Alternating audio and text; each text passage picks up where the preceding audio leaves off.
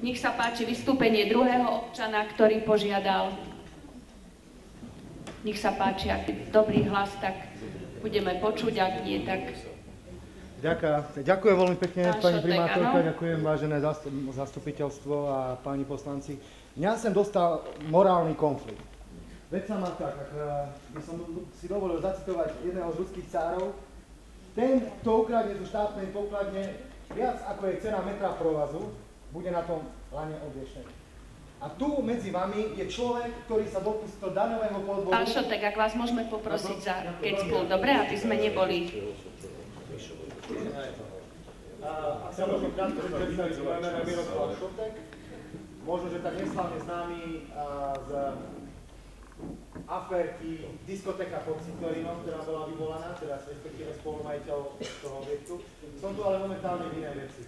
Som tu vo veci, že 4 roky tu derie s vami lavice, 4 roky sme na Slovensku. Človek, ktorý sa dopustil podvodu daňového v hodnote 1 595 000 korún slovenských. Je to Radovan Konečný. Táto vec nebola doriešená. Ja jednoducho nemôžem sa pozerať. Mám problém s tým, keď vidím, že nás zastupujú ľudia, ktorí majú takéto morálne poklesky a takéto nejakým spôsobom, skrátka, človek, ktorý sa dopustí takéhoto niečoho, nemá čo robiť v zastupiteľstve.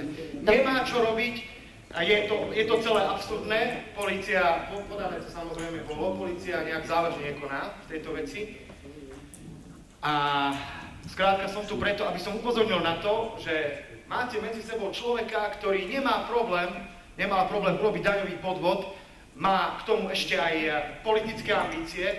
Neviem, aké máte skúsenosti, možno pozitívne, možno negatívne. Dobre, pán Šotek, ak dovolíte, odľahčíme emócie, dobre? Poprosím vás, ak máte ešte k tejto veci naozaj veľmi adresne a argumentačne... Bol by som veľmi rád, keďže polícia nekoná v tejto veci a odmieta prešetrovať tento prípad tohto daňového podvodu na firme Forty Studio, v ktorej som bol spolumajiteľ, aby skrátka takýmto spôsobom sme začali spýtovať svedomie a možno, že aj z vašej strany trošička, aby bol vyvinutý tlak na vyriešenie danej situácie. Pre mňa ako pre občana, pre človeka, ktorý tiež sa snaží pre mesto niečo spraviť, rekonštruujeme objekt, ktorý má slúžiť celej spoločnosti, deťom a podobne, zo súkromných peňazí, zo žiadnych fondov.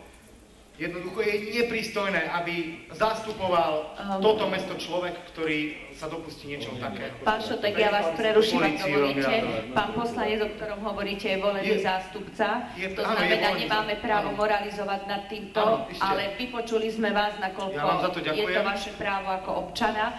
Tak ak dovolíte, by sme ukončili toto vaše vystúpenie. Ďakujem aj ja. Dobre, takže to bol pán Šotek. Pán poslanec Konečný, môžeš, nemusíš odpovedať. Ja na to budem odpovedať v podstate len jednou vetou. Vzhľadom k tomu, čo tu momentálne odznelo, áno, táto vec bude predmetom trestného konania. Vo veci trestného činu krivého obvinenia spáchaného verejne je tu minimálne 30 svedkov. Dobre, takže toto sú veci, rozhodne o tom príslušný trestný orgán. Ďakujem. Dobre, ďakujem pekne, pán poslanec Mičko. Ešte neviem, či chcel niečo k tomu